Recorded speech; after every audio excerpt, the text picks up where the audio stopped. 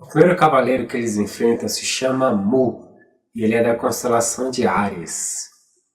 Ele já conhecia a verdade, ou seja, ele sabia que Saori era a Atena, e ele tem uma habilidade especial de consertar as armaduras, então ele se oferece para não só consertar as armaduras de bronze, como ainda reforçá-las. Ele aparece aqui como um intercessor que tapa as brechas dos que irão para o campo de batalha.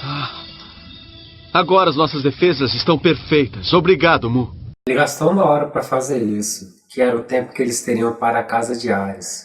Se você tem 12 horas para derrubar uma árvore, por que não passar 1 hora afiando a machado? Eu fico me perguntando que, já que ele sabia que Saori era Atena, por que ele não foi, no dia anterior e consertou as armaduras deles? Eles teriam pelo menos 1 hora de crédito agora. Ares, o cordeiro, não só repara as brechas das armaduras dos seus amigos, como também lhes ensina a lição que os conduzirá à vitória. Lembrem-se de que vocês não devem julgar o poder de luta dos Cavaleiros de Ouro com o espírito de uma luta comum. Mas também não precisam ter receio deles, além do necessário. O mérito dos cavaleiros não está nas suas armaduras, e sim em sua cosmoenergia. Aquele que fizer queimar e explodir a sua cosmoenergia mais do que os outros, será o vencedor. Ou seja, não importa o seu título ou a sua hierarquia, mas o quanto do Espírito Santo há em você e também o tanto que você coloca a sua fé em ação. Falando em intercessão, o Mu não invade, ele só restaura as armaduras quando os cavaleiros de bronze perdem e deixam ele fazer isso. Deus também age assim. Você pensar, Deus sabe o que eu preciso, se Ele quiser me abençoa, na verdade isso é um engano. Lembra quando Jesus acalmou uma tempestade, que Ele repreendeu os discípulos dizendo: por que sois tão tímidos, homens de pequena fé? A oração é o que move o poder de Deus aqui na terra. Deus deu a terra aos filhos dos homens, por isso Jesus ter vindo como homem para ter direito a essa autoridade. Seja feita a tua vontade aqui na terra, assim como ela é feita no céu. Você tem que fazer esse convite. Pelo lado negro, por que os demônios precisam de tantos sacrifícios, de tantos rituais? Porque eles precisam receber do homem essa legalidade, sem a qual eles não têm liberdade para agir aqui na terra. Por isso que orar já é muito. A próxima casa é a casa de Touro, que o cavaleiro se chama Aldebaran. Eu me identifico um pouquinho com o Aldebaran porque ele é brasileiro e ele também luta Iaido. Tenho certeza de que o ataque dele é similar à técnica de esgrima de Iai. O cavaleiro de Touro estava só obedecendo ordens do mestre. Para ele, se o mestre falou, tá falado. Mas ele não averigou por si mesmo se Saorikida é realmente uma impostora. Assim como Paulo antes perseguiu os cristãos acreditando que com isso estavam fazendo a vontade de Deus. A próxima casa é a casa de Gêmeos, cujo cavaleiro Saga foi o que tentou matar Atena quando era pequeno e que está fingindo ser o grande mestre do santuário.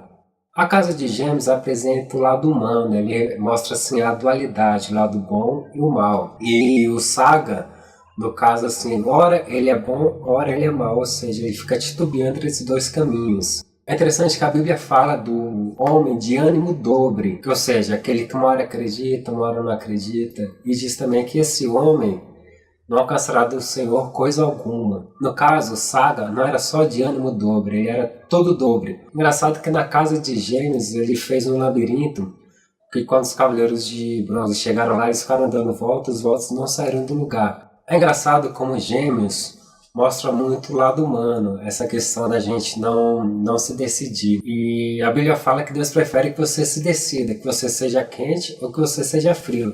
Se você for morno, ser meio termo, não é bom. Além disso, Gêmeos também mostra assim, a questão da falsidade. É legal aparecer a figura agora humana de Gêmeos, e anteriormente a de Touro, e mais à frente a figura do Leão. E tem também uma Amazona de Águia, que foi quem treinou Ceia.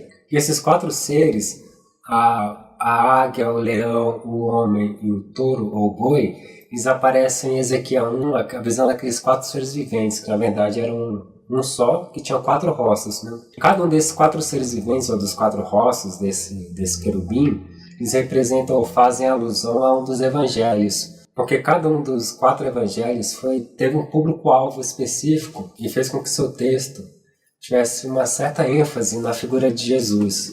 Por exemplo, o Evangelho de Mateus foi escrito para os judeus e mostra Jesus como Messias, como rei. Por isso que assim, tem muitas genealogias. Ele quer mostrar que Jesus é descendente de Davi e tem assim direito ao trono, porque a profecia era que a raiz de Davi, a sucessão de Davi do trono seria eterna e o Messias viria dessa sucessão. Então Jesus, como rei, ele faz alusão ao leão, ao rosto do leão. E Marcos, que foi escrito para os romanos, mostra Jesus como servo, não servo que faz a sua própria vontade, mas o servo que faz a vontade daquele que lhe enviou.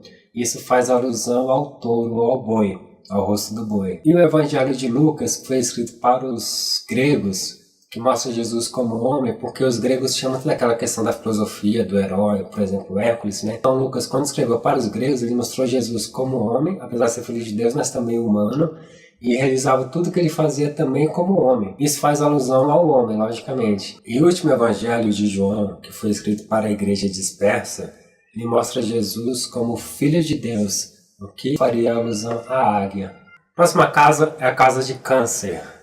O Cavaleiro de Câncer ele demonstra muito a crueldade. Ele guarda até as cabeças dos adversários que ele venceu como troféu. Ou seja, ele é o típico machão que precisa se autoafirmar pisando nos outros. Talvez ele represente a figura do mercenário, que ao contrário do verdadeiro pastor, do bom pastor, que ele não dá a vida pelas ovelhas. Mas quando ele ouve falar que o ladrão está chegando, ele abandona o rebanho. Chega a um ponto que até a armadura de ouro renuncia a ele. Às vezes a gente questiona como alguém tão destoante do que seria considerado ser digno da posição a qual ele ocupa pode continuar gozando deste prestígio. Mas isso nos mostra que, seja aqui ou no outro mundo, a justiça sempre alcança essas pessoas. E uma coisa interessante que acontece na Batalha da Casa de Câncer é que quando o Shiryu está combatendo com ele, as orações da Shunrei atrapalham o Cavaleiro de Ouro. Você vê assim, mais uma vez, mostrando a importância da intercessão. Shiryu, por favor, Deus. Proteja o Shiryu, por favor. Começou novamente. De onde está vindo essa energia? Isso me incomoda muito. Próxima casa é a Casa de Leão. O Cavaleiro de Leão é o irmão do Cavaleiro de Sagitário, que foi tido como traidor por ter salvado Atena. Ele já tinha enfrentado Atena anteriormente e tinha reconhecido que Saori era de fato Atena e jurou lealdade a ela. Só que quando ele foi confrontar o Grande Mestre usou um golpe contra ele que meio que hipnotiza ele. O mal cegou o entendimento dele. Então ele passa a apresentar a figura de que a nossa luta não é contra a carne ou sangue, mas contra o poder que está por trás da pessoa agindo, ou seja, perdoa ele porque ele não sabe o que faz. Ele não é o Aioria que eu conheço. Ele era um modelo para qualquer cavaleiro.